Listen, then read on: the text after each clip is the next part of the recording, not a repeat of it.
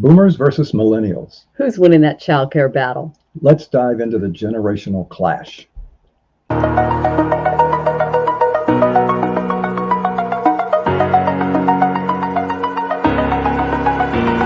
So we're going to look at some childcare statistics by generation, and this is inflation adjusted. So boomers, the average age they had children was late 20s to early 30s. Housing was much more affordable and childcare costs were much lower during that time. And the cost of childcare in the 1980s was about $4,000 a year Per kid. Childcare was around 6% of the average household income. Imagine 6%, you guys. So tell us about Gen X's, Jonathan. Gen X, average age, they had children late 20s to mid 30s. Same as the boomers. Faced rising childcare costs, but they still had some financial stability from their income. Housing prices began to rapidly increase during this period. The cost of childcare in the 90s was just shy of $6,000 per child per year, and the percentage of income, approximately 10% of the average household, still a jump. That's almost double, 6 to 10. So the Gen Xers didn't have it as easier as the boomers. Now, if we look at the millennials, that's my generation. Now, we had our children in our early to mid 30s and sometimes later. That's because we're struggling with high childcare costs, student loans, and a lot of issues with housing affordability. Now, many of us view children as a significant financial burden because of this. A lot of that is because the oligarchs aren't sharing as much with us. And the cost of childcare in the 2010s was over $15,000 a year per child. And the percentage of income was over 18% of the average household income. And just to let you know, that varies depending on what state and region that you live in. There are some areas where it costs more for childcare than what you're making, which is just insane. That brings us to Gen Zs. The average age they're starting to have children is their mid-20s, which is actually younger than the other generations, and into their early 30s. But they can anticipate even higher childcare costs and financial challenges, which is why so many Gen Zs are in debt, and our heart goes out to you guys. The percentage of income is over 20% per child just for basic childcare. We're not talking about the other stuff that you have to pay for, like, rent, food, all of those other things. It's just to leave your kids somewhere for a little bit. And this is the US Census on dual income houses. So let's look at the cost of living and the childcare comparison for boomers. So for boomers, they had lower childcare costs and more affordable housing. Mm-hmm. And in my experience, I was a real estate agent for a number of years, not that long ago, far more affordable housing. Yeah. They also had more stable financial conditions and employment. Gen X, rising childcare costs and housing prices, they managed to maintain some financial stability. Millennials, skyrocketing childcare costs and unaffordable housing prices. Economic stability was not that good and lower disposable income. The median net worth in 2016 was $12,500 compared to $20,700 for boomers at the same age. So basically what Jonathan's trying to say is he looked into all of the statistics and he went, at your age, I had twice the money. And that's just for, doing the same job. So our parents basically made twice as much as we did inflation adjusted. That's like having two other parents in the home providing for the family. So I'm going to go into how now we're becoming blended families with housing affordability. So let's talk about how blended families are dealing with the housing affordability crisis. The average family must spend $310,605 to raise a child from 2015 to 18 years old, and that does not include college or inflation. Student loans have replaced childcare costs. We talked to a number of millennials and they just said, I can't afford a kid, I've got these student loans. The average take-home pay was less than the cost of childcare in a recent 2023 study. That's why I said, we gave you the census stuff, but the people we talked to literally said, my paycheck is the same as the childcare that I'm paying, which we found startling. So that brings a lot less disposable income for hobbies, emergencies. We went through COVID and death-related issues, and a lot of us couldn't pay those things off. We had to reach out for help. I personally had to reach out to Jonathan's family during COVID for food. So the ability to save for retirement is gone, given that most families are house poor and living paycheck to paycheck. And that's if they had their parents to help them out. In Social Security, it really depends on population growth. And we're seeing that in immigration, but we're not seeing that in births because our generation is not being supported. So what are you seeing, Jonathan? Well, there's an increasing trend of multi-generational housing, which means more than parents, grandparents, great-grandparents, children, all in the same residence. And the little town that we live in, the Kirkland City Council actually just got together and said the main issue for them is housing density is not housing affordability, because there are people living in these condos. We're talking 1 to 2 bedrooms, 12 plus people living in some of these condos in places because they just can't afford to live in their own separate housing. That's not sustainable. Mm-hmm. And then you can add family, religious, and other pressures on top of that. Yeah. There's not a lot of groups for non-parents. That's why our friends are older. Yep. Due to the housing crisis, we can't afford, well, decent housing. I think where we live is decent. But, it's beautiful, yeah. But what we're paying for this would have bought us a house. This would have bought us a nice house in a nice neighborhood 10 years ago. Full-time workers are facing homelessness. Yeah. So they have a full-time job or jobs, but they can't afford a place to live. So there's full-time workers in America that are living out of their cars if they're lucky. Birth rates are the lowest ever recorded because families are in desperate need for government assistance of almost any type, subsidized housing, childcare, just to support a family. Yeah. There's currently no process in the U.S. for paid leave. Yep. Again, boomer, paid leave was one of the perks that you looked at when you took a job. Yep. Many women carry the entire cost of pregnancy, childbirth, and raising the children. So the legal processes are starting to crumble. And there's almost a total lack of enforcement regarding child support as a result of COVID, court backlog, police and courts, etc. They see this as judicial and social. So you can no longer go get a deadbeat dad arrested to pay his stuff. Yeah. Yeah. And we're finding, we've interviewed a lot of women who just set that down the line. And, you know, the main thing that we're seeing, especially among millennial men and Gen X men, is they've been completely disenfranchised. So this is not an attack on any of the men in the environment. It's literally just a complete and total collapse of society as we see this. So like Jonathan, we both go to the dentist, and I talked to my 37-year-old dental hygienist, and she shared her experience with me and agreed to actually allow me to share this on the show, which is amazing of her. So she had twins. So we got a really, really good interview with her. And she said everything was twice the cost for her pregnancy. Every time she came in, this baby and this baby were monitored separately. And then she was monitored. So she got 3 bills for every visit. So that's something. Her boomer in-laws actually had to step in and help for 8 months after she had the babies. And her mother-in-law, she said, went part-time. And her husband actually works the early shift at the Costco bakery so that he can be home during the day to chip in. So she doesn't get to see him as much. She works during the day as a dental hygienist. And then he is working at Costco in the bakery every night trying to get his hours up. And they're like fly by night because they got these little 4-year-old twins that also they need a little bit of care and things like that. And they're having to rely on their parents to do it. So her boomer in-laws did go back to work. They're doing their 9-to-5s and they try to babysit when they can. But they also are a little strapped for cash because they can't rely on Social Security in our area to cover their bills. So despite having I'm talking zero complications with her pregnancy, she still had to pay over $6,000 out of pocket to have her kids. And they're now dealing with her son's enlarged tonsils, and that requires a lot of sleep studies and tests and physical exams and things like that before they can even remove them or take them out. And that takes all of these hours out of her workday that she needs to make money to pay for her child's medical care. So she said that unless the government improves the average worker's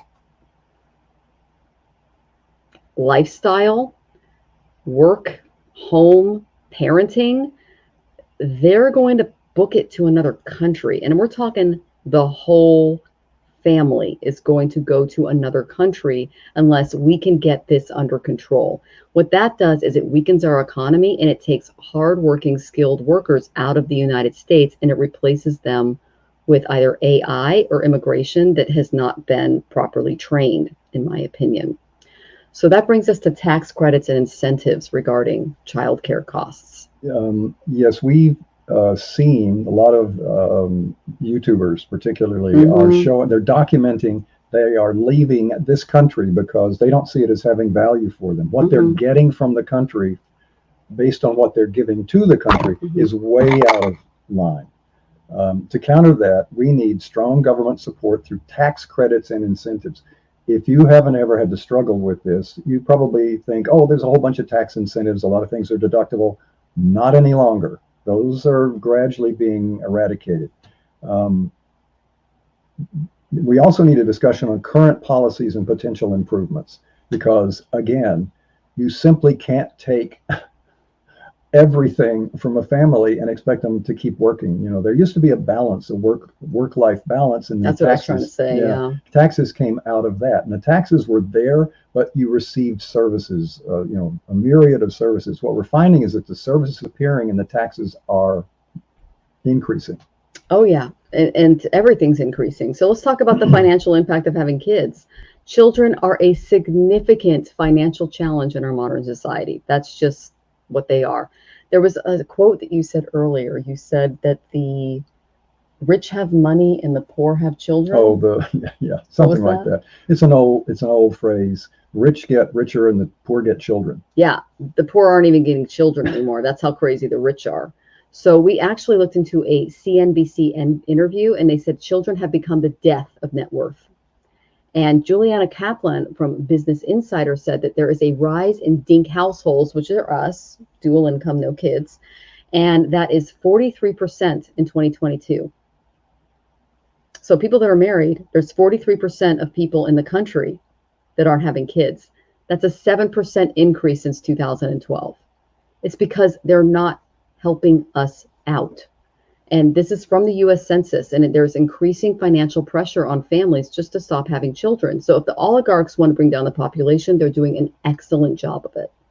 So let's get into the cost of raising a child. The average cost to raise a child from 2015 to 2033 is $605, and that excludes college and inflation.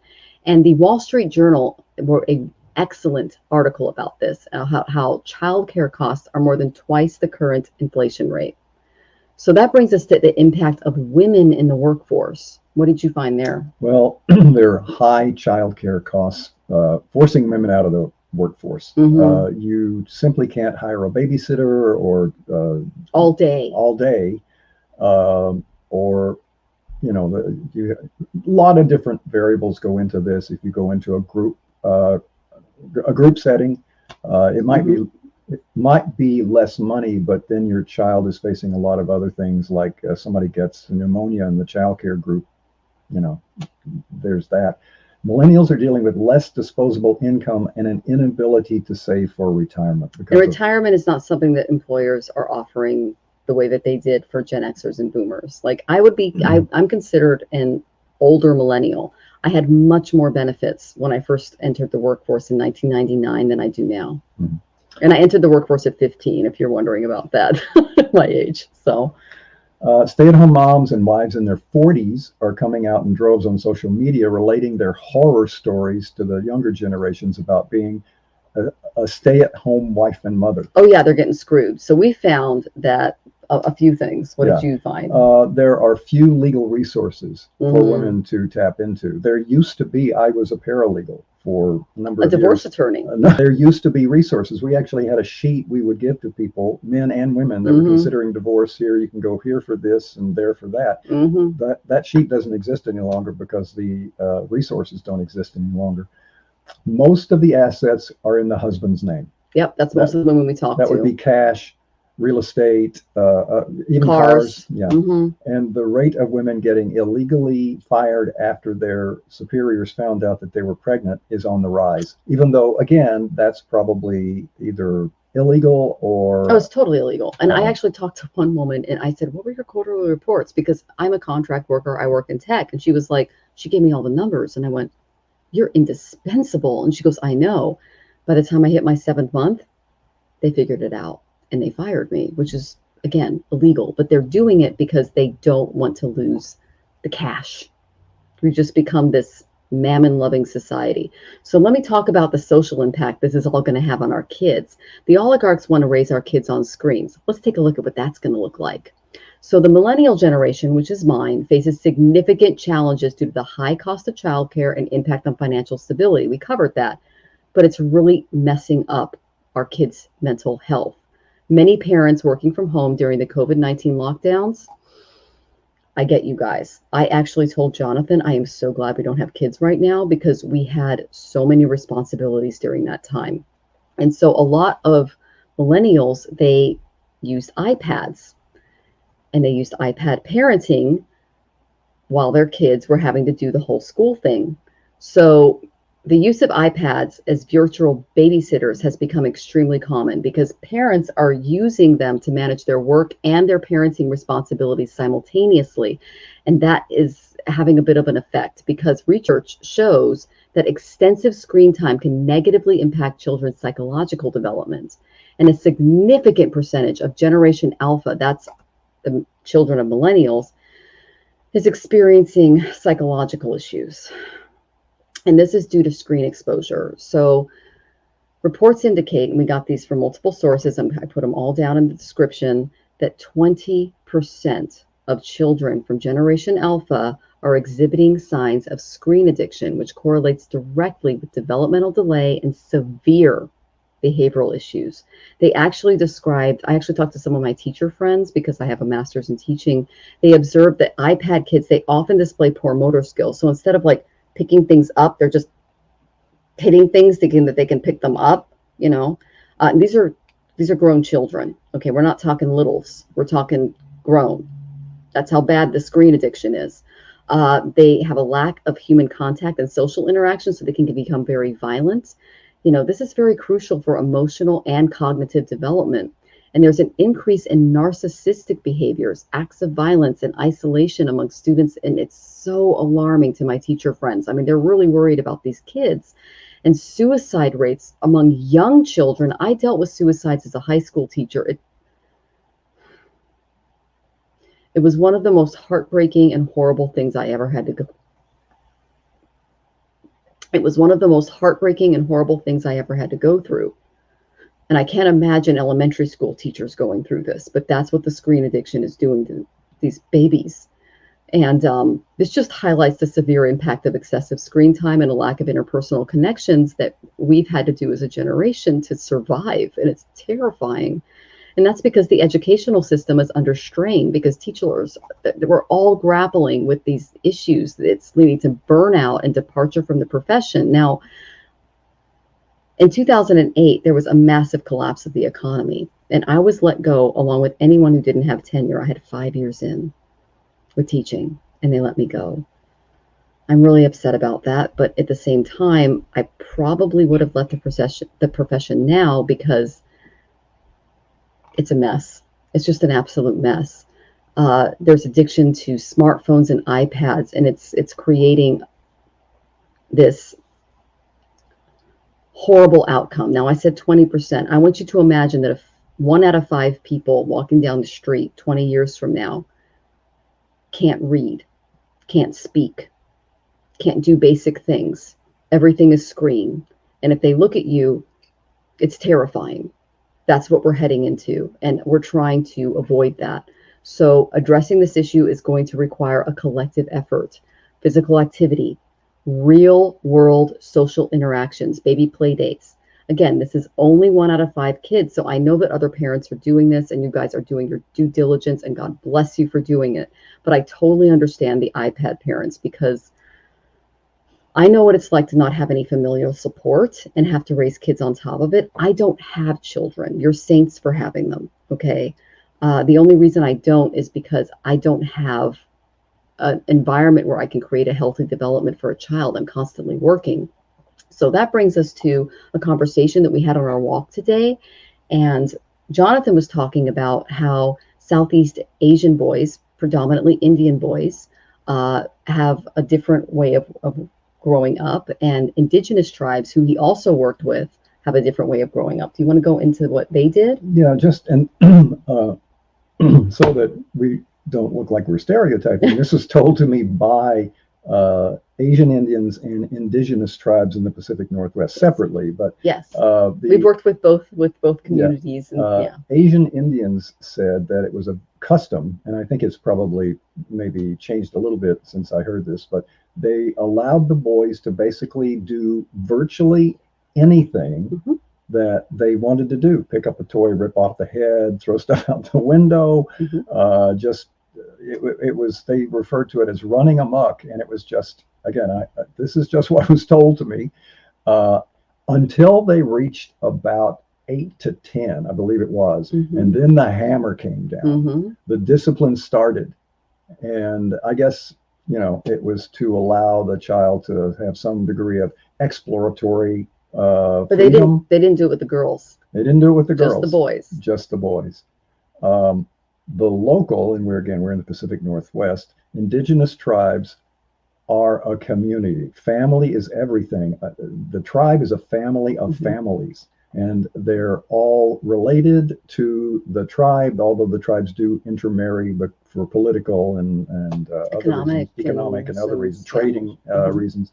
But they have a very, I wouldn't say strict, but I would say firm code of behavior for children, particularly when the children are around elders and other adults, because that's where the information comes from. The information that you're going to use as a young adult, middle-aged, and into older age has to come to you early so that you can integrate it into your life. So they have a much stricter, but, you know, it's benevolent. I'm not saying they, you know, tie them up and no, it's actually beautiful. And the whole tribe gets involved. And what you said was, if there's a problem child in the tribe, like they're killing the animals, they're acting a little psychotic, they have a special tribal force of either men or women who get involved in that child's life, and they fix it at the age of 2 to 4, so that they do not exhibit any psychotic or traits that are going to kill any member of the tribe or cause problems for the elders.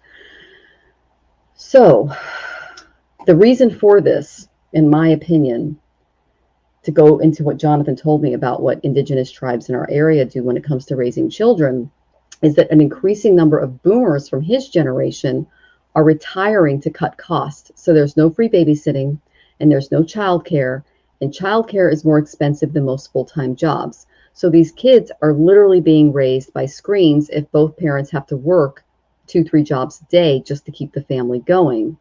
And that's not good. We literally need a tribe to raise our children in a healthy, responsible way. And we're not being given that. So how are the boomers suffering in all of this, Jonathan? What did you find? Well, in terms of Social Security and retirement challenge, because if you're a boomer, you're looking at Social Security and retirement. Yeah. Or like, you know, we have our own business, so we're retired, but we're not retired, but because we enjoy it.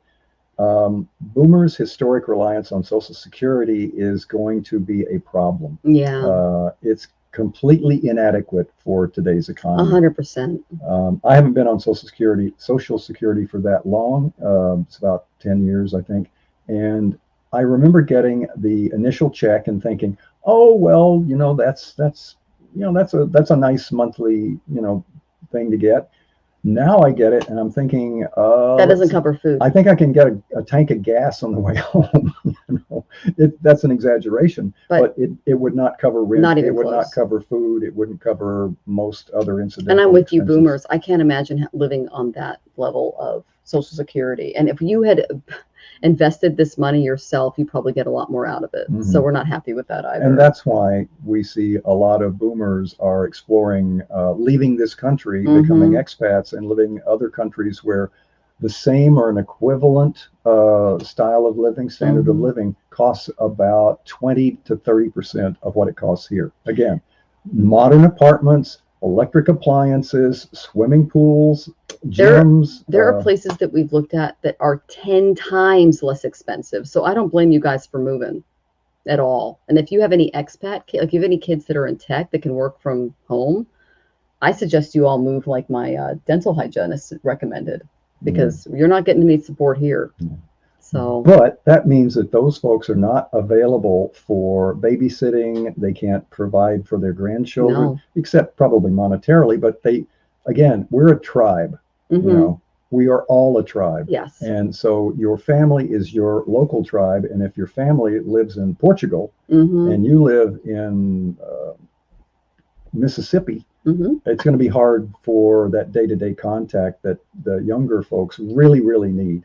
Yes. So many boomers, like our dental hygienist in-laws, are working 9 to 5, and that ties up the job market, and it does not allow us as much time with family, which makes sense. I mean, we're totally in line with you there. And millennials and Gen Xers, they're currently paying into a failing system. That's the Social Security system, because it's unlikely to yield any retirement benefits for us. If so, it's not going to be enough, because we figured this out from the boomers. This is so important. When is Social Security set to expire, Jonathan? 2033. Will I be in my 60s by then? No, none of us will. So let's get into family and religious pressures. Well, I'm going to give you a private version of family pressures. This is what my mother dealt with in her economy. My mother became a mother in the 1940s. Actually, 1938 with Joe. Yeah, silent generation. So, and she had been married for a few years before that. That was a very different time than what she experienced as a later divorced working mother. Her hourly pay when she was working in this is after the divorce happened and we had moved from a family home to a larger city. Her hourly pay in 1960 as a licensed practical nurse, LPN, was about $1.25 per hour. Per hour. And $1.25. She worked 40, 60 hours because she was really packing it in there. Here's the surprise. We weren't a world of plenty, but we were not starving. We had a place to live and we ate every day. And she had 3 sons, and one of them was working. He was looking for a job and then found a job. But a family of 4 could survive on that. $1.25 an hour. $1.25 an hour is what you put in the parking meter now. So in 2024, the average hourly wage for LPNs is around $29 and change. That's good, but when you contrast it to the cost of everything, it's still behind. So what was the average cost of a 3-bedroom, 2-bathroom home? That's what you grew up in. Yeah. So what was the average cost? How much did your mom pay? It was about $12,700. And what was the average cost of a similar home in today's cost, in the same area? In the same area, and I know this because I was a real estate broker for a while, so I still sort of look at these things. It's kind of like a hobby. That same house in that area is $416,000 and change. That's over 30 times the cost from the 1960s. Her wage as a nurse would not be 30 times higher. No. If she were working now. Yeah.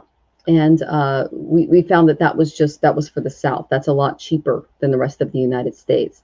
And back then, like 97% of women were stay-at-home wives. And just to let you know, his mother was born in 1915. So that kind of gives you a little bit of background there. Yeah, she was actually, I look back on this, at the time, she told us what was going on, and it was going to be hard, but we're going to stick together. Strong woman. I look back at that now, and I have a greater love for her now than I did then, and I loved her with all my heart then. This woman saved our lives from the family that she had married into. Yeah, that's why she had to move to another town, was just to completely get beyond. So anyway, my first brother was born in 1938, and my older brother was born in 1938, which is called the silent generation. 5 years later, my other brother was born, and 5 years after that came me. I was born in 1950. Long story short, our nuclear family detonated. And my mother had to divorce our father to survive. Again, he came from a rich family. They owned the town. They owned all the houses, all the businesses. They were millionaires. You leave, you die. And she said, well, I'll rather do that over here then. and again, this is in the early 1960s. At the time, divorce was not something that you could just go into a lawyer's office, fill out a few papers, and bang, you're divorced. Mm-hmm. It was set up as a trial process with witnesses and arguments and things like that. And he came from a rich family, so the odds were against her. Yeah. So everything was blamed on women back then. So the divorce was granted. A really pathetic amount of child support was also granted. She did not receive alimony, just a small child support stipend and a little tiny house that we grew up in, which financed the move to another location. After the divorce, she faced social pressures because a single woman her age was seen as a pariah, and also potential competition. Even though your father was drunk and a complete deadbeat. Yeah. Yeah. It didn't really matter because the social pressures from the 50s and 60s, unless you're there, it's hard to imagine them. Yeah. But she became the head of the household of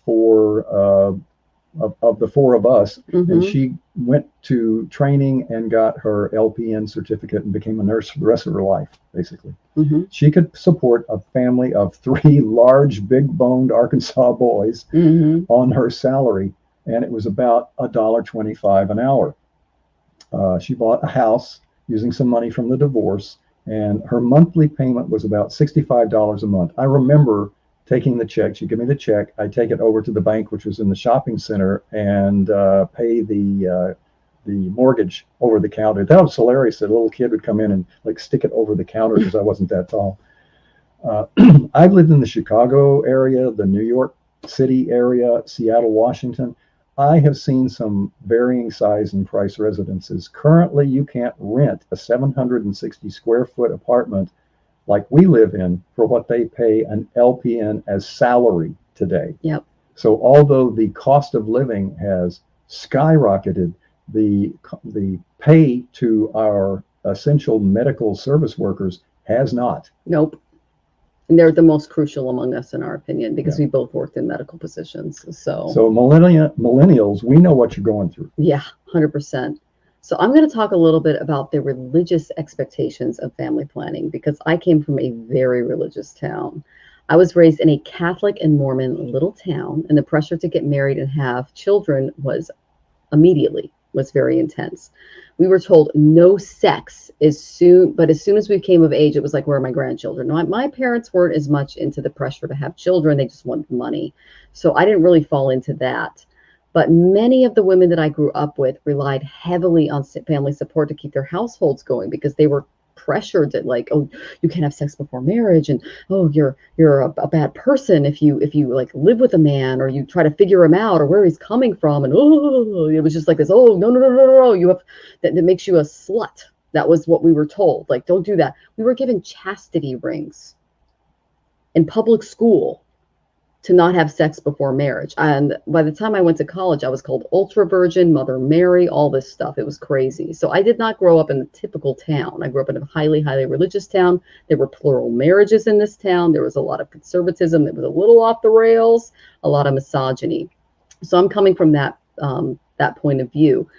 But that said, there are several women over 40 years old. These are the older millennials who are telling you, we were lied to. Do not rely on pastor to tell you how to raise your family. Do not rely on reverend to tell you how to raise your family, because there are no laws or financial things in place to keep the men accountable. And this isn't just in America.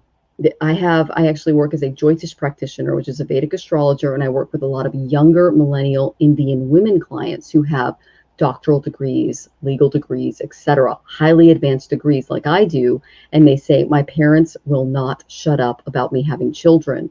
And I don't have any time in today to do this. I'm a doctor. I'm a fill-in-the-blank lawyer. I'm a this. I'm a highly skilled worker bringing in this income. I'm supporting them, but they're wondering where the children are. And I'm telling them they chose a son when they could have a daughter. I'm not saying that in a misogynistic way. I'm saying that in a cultural way. Men, this is for you. If you meet a highly skilled female who comes from a place of really good money, if you serve her, if you protect her, and if you support the family, You basically fill the more quote unquote feminine role. It's a role. Our culture's messed it up. You will keep her and a family going. The problem we're seeing in America and in other, in my opinion, patriarchal communities is that they have pushed their daughters into traditional male responsibilities while also forcing them to be mothers at the same time. That's not going to work out because we end up holding all the chips at the end of the day. That's what ended my first marriage. My husband wouldn't even get out of bed to go to work. He played video games at night all day, and he wasn't interested in me at all. He just wanted the money. He wanted the lifestyle. I was his mommy. That's why my first marriage ended. I didn't want to be a grown man's mommy. This guy was 7, he was a Gen Xer. I'm a millennial, and I'm doing all the work for him and his family to keep the house going and everything else. And I told him, you got to roll out of bed and do something in order to make this work. And he wasn't willing to do it. That was a problem. And it's happening globally. It's not just in America. And I think that has to do a lot with the economy. So this was a real shocker that Jonathan hit me with. And what did you find out? Because he's making a case for the guys. He really is. And God bless him, you know. Well, this is something that it's sort of the silent secret of the economy that we have now. Mm-hmm. And this is something that I'm a little embarrassed that I didn't know it because, you know, we look through a lot of printed news, we watch a lot of video online. There is a huge homeless problem among full-time earners. Yep. Full-time employed people that are homeless. Here's the data on this. 53% of people living in homeless shelters and 40% of unsheltered homeless individuals in the USA are employed. They're all employed. Either full or part-time. Now, that rocked me like I don't think anything else has for a while, because that's not the idea. I mean, I've known homeless people. You know, I was. You were homeless yourself, so was I because of domestic violence. But yeah. I was, again, involved in neighborhood councils. I was on a city council. There are all these programs, which, of course, even at the time, couldn't handle the whole problem. But you didn't have full-time employed people living in a car or living in a box or, you know, couch surfing, something like that. That's going up and up. In 1970, there was a surplus of 300,000 affordable homes. Today, less than 37 affordable homes are available for every 100 renters. So the other problem is maybe they could borrow the money to get into a home. The people that are willing to pay more are going to get there first and get that apartment or get that home. Economic disparity has grown significantly since the 1980s. But the idea that you could be fully employed and not be able to have a place to sleep so that you can come back the next day and work. I found that probably the most shocking of anything that we found when we did this study. Factors also like stagnant wages, increased living costs, insufficient affordable housing options. That's led to a rise in homelessness. So it was statistics like these that our dental hygienist used to help her boomer father-in-law understand why they needed so much help during and after her pregnancy. Because, you know, he was actually the stepfather to her husband, and he's got a really high IQ. He's very like IT minded. And so after looking at all of the statistics coming out of MIT, he finally understood. And then her mother-in-law quit her full-time job to help out with the babies. And we're getting all of these sources from HUD, the National Alliance to End Homelessness, et cetera. And I'll include those links in the description if you need to kind of describe why you need so much help to your own boomer parents. And that's because children are seen as the death of net worth, or in some cases, poverty that leads to death. And I actually have 2 friends that died of poverty with master's degrees, but that's for another show. So let's go into, and that's because of poverty. So let's go into the declining birth rates. So the U.S. birth rates are the lowest that have been ever recorded. Why? Because there are huge financial impacts to our family planning decisions. And this is just my opinion, but the reversal of Roe v. Wade negatively impacted women's health across the board. It affected family planning.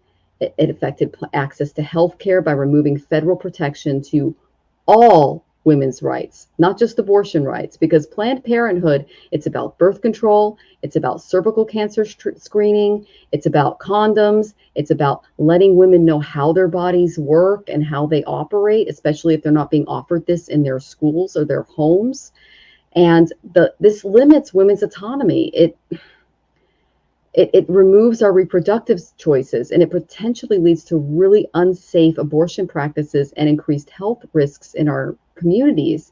And the uncertainty and reduced access to these abortion services, or just health services in general, because it's like a very small percentage of services that are being offered to women at Planned Parenthood are abortion. They close them all down in many states because they just consider, oh, those are abortion clinics, we have to shut them down.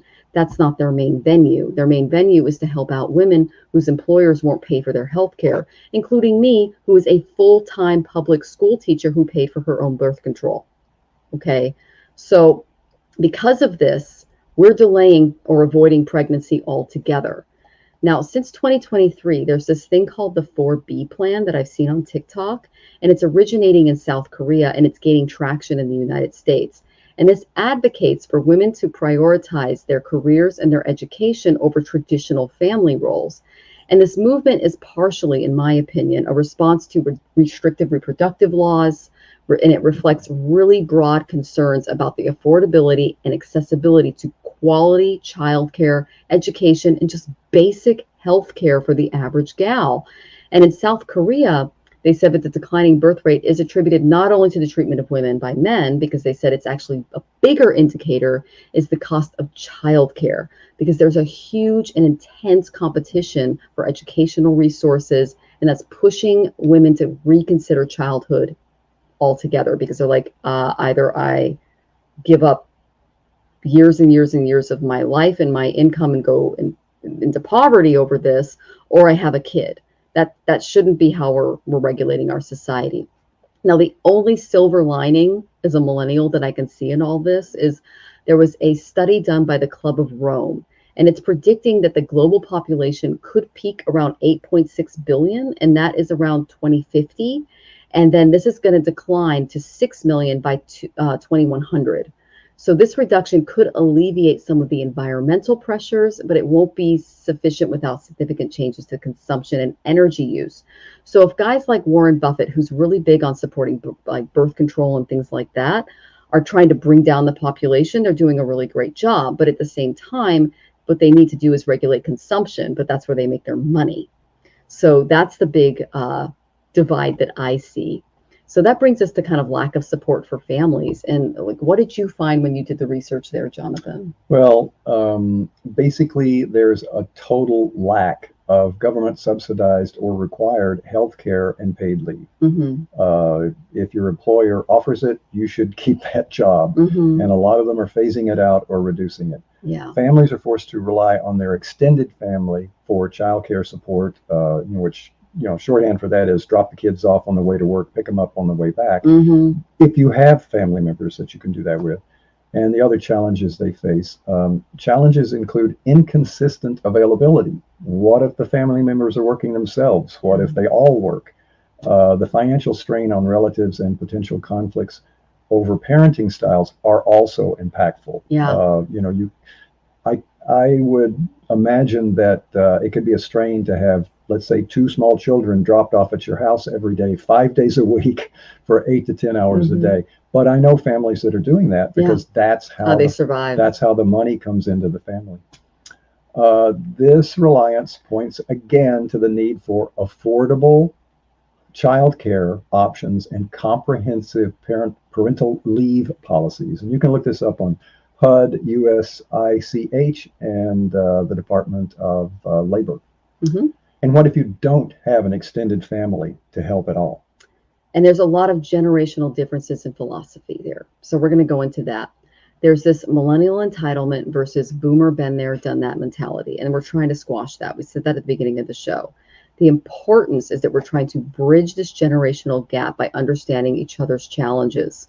And that said, what did you learn from this as a boomer, Jonathan, about what millennials and Gen Xers are going through? Well, the depth of the crisis, the depth of the poverty, the lack of resources, the reduction in wages, the cancellation of entire industries in this country because they've been shipped to another country, are all affecting people in those work years. Yes. So it's one thing to have to go look for another job. What if your entire industry just got sold to China? Yep. 30% of manufacturing has gone to China since 1960. Yeah. And, you know, this is That's just 30% of jobs in the United States. Yeah. That's a lot of people. And this is my observation and it's my opinion, but what children, women, and people my age are going through now, right now at this date, is worse than what I experienced as a child because of the it's so widespread, it's so deep. We're experiencing this as a society. Yeah. And I think it was Sarah Haynes on The View that literally said, we have more billionaires than ever. We have the highest GDP in the world, and we're not getting any of it because our oligarchs are not sharing any of the spoils. They're literally investing in other countries and areas, which I fully support if we were a global economy. We're not a global economy yet. So all of our creativity, all of our labor, and all of our resources are going to countries that do not support us or care about us. And that's the problem that I'm having with today's oligarchs. So what's your overall conclusion on what needs to happen? Well, we'll try to summarize as best as we can and maybe offer a few ideas.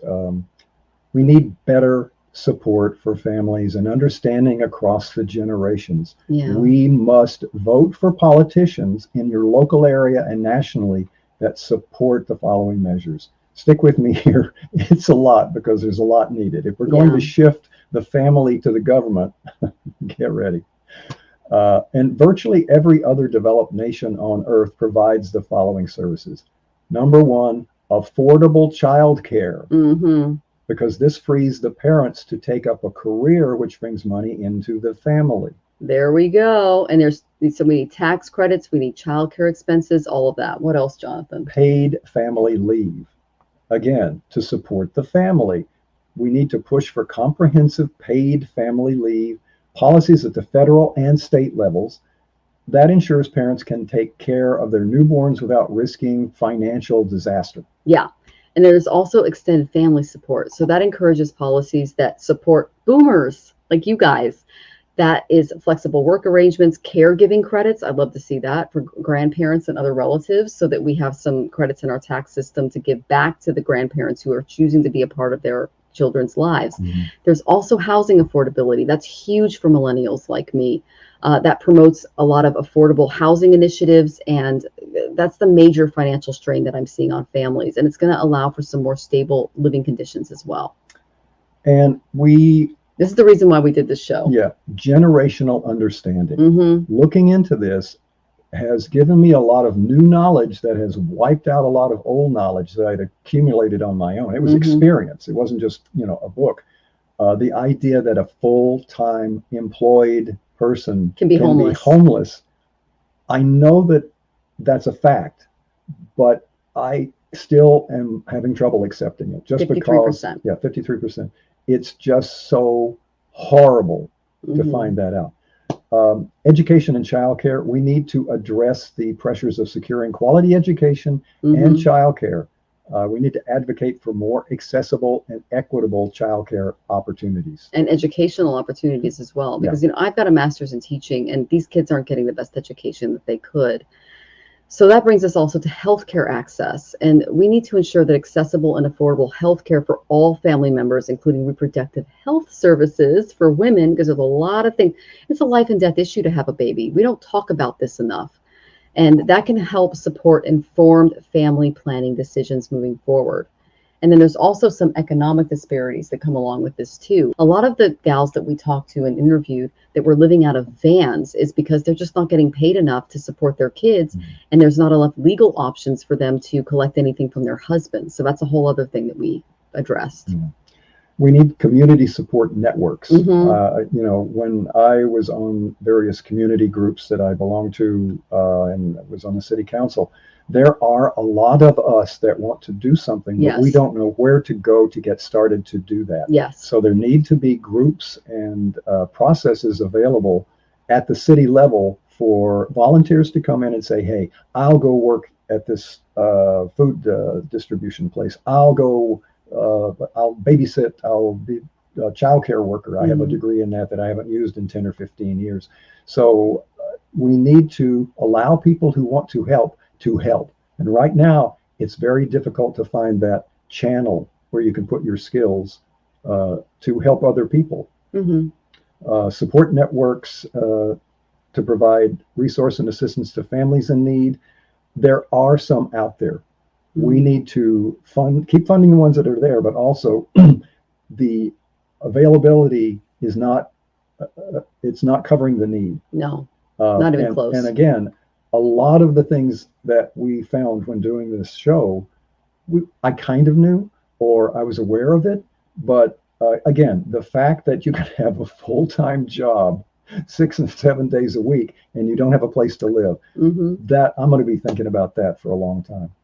So how do we change this? What's the only way to change? Well, the only way things have ever changed is that people step in and start saying, I want this to happen. You have to start at your local level, your city or your county or state. If you have contact with any elected official at any level, from your community to national, start telling them. Go to group meetings. I guarantee you there's a group meeting about this in your neighborhood. It might just be about what's called the homeless problem, but yeah, it's a problem for the homeless too. Well, like the Kirkland City Council meeting that they held 3 days ago really went into how dense housing is not affordable housing. There are as many as 12 people living in a 1-bedroom apartment in our area because that's all they can afford. That's not okay. That puts an enormous strain on the buildings, on the city's utilities, things like that. So our society depends on these movements. And that said, we really want to hear from all of you about what you're going through, what you're experiencing in your towns, in your cities, in your families, with your children. If you have any, we're very interested to see, where you're coming from. So you can find us at theboomermill.live. We always welcome, different viewpoints and experiences. You can also email us at theboomermill@gmail.com. We're always available there as well. And we encourage you to be a part of our journey because we're looking around going, what the heck too? Okay. So, that said, is there anything else you want to add, Jonathan? Thanks for sticking with us on this long video. We really appreciate it. And it's not the happiest video in the world, but it could be if we all get together and we do it. Again, everybody does a little, it's a lot. Yeah. So let's all do more than a little and it will be a tremendous amount. Yeah. And even though I'm not a mom, I'm a childcare professional, I'm a teacher, I'm a nurse, and now I work in tech and I help kids learn tech. There are ways for you to still mother without being a mother, which is kind of how I've dealt with it. But it shouldn't have to be that way. So we just want to send you guys just all the peace that we have. And thank you so much for joining us. We really encourage you to subscribe because we have more views than we do subscribers. We're a brand new channel. And we just want to thank you so much for joining us today. And we're just so thankful that we've received so much support for this channel. So please let us know in the comments what you would like to see, what you would like to hear for the next episodes. And we love your comments. So without ado, take care, everyone.